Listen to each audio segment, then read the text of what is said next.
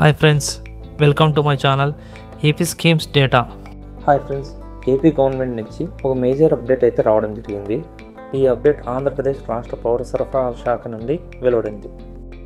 ఈ యొక్క అప్డేట్ ఏమంటే మార్చి 31, 2025 ఈ డేట్ లోపల రేషన్ కార్డ్ ఈకేవైసీ పెండింగ్ ఉన్న లబ్ధిదారులందరూ తప్పనిసరిగా ఈకేవైసీ అనేది పూర్తి చేసుకోవాలి.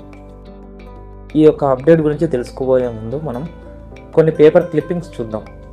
ఈ పేపర్ క్లిప్పింగ్స్ ఒకసారి చూస్తే 31st లోపు రేషన్ కార్డుదారులు ఈకేవైసీ పూర్తి చేయాలి, లేదంటే భవిష్యత్తులో ఇబ్బందులు.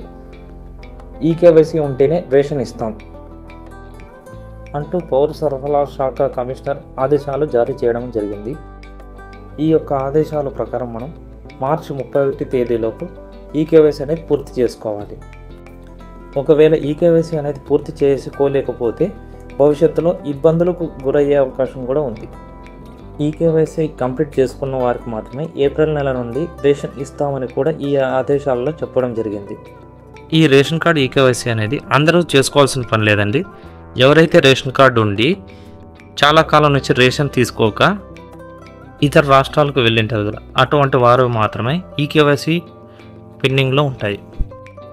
ఈ రేషన్ కార్డు ఈకేవైసీ 5 ఏళ్ళ వయసులోపు ఉన్న పిల్లలకు ఈకేవైసీ చేయాల్సిన అవసరం లేదండి.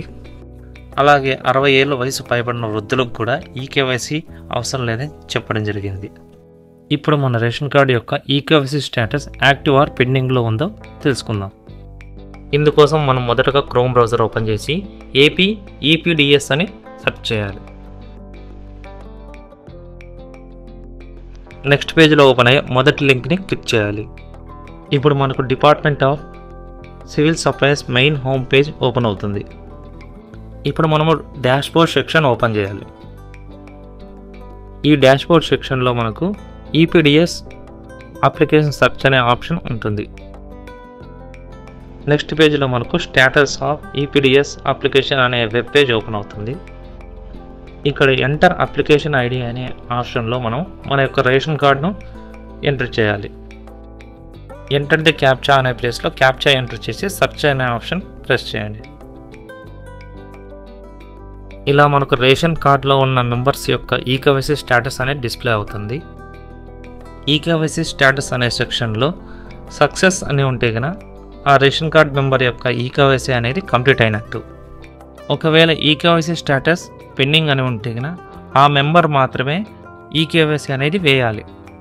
5 years బిలో వారికి ఈకేవైసీ స్టేటస్ పేరెంటల్ అథెంటికేషన్ అని ఉంటుంది.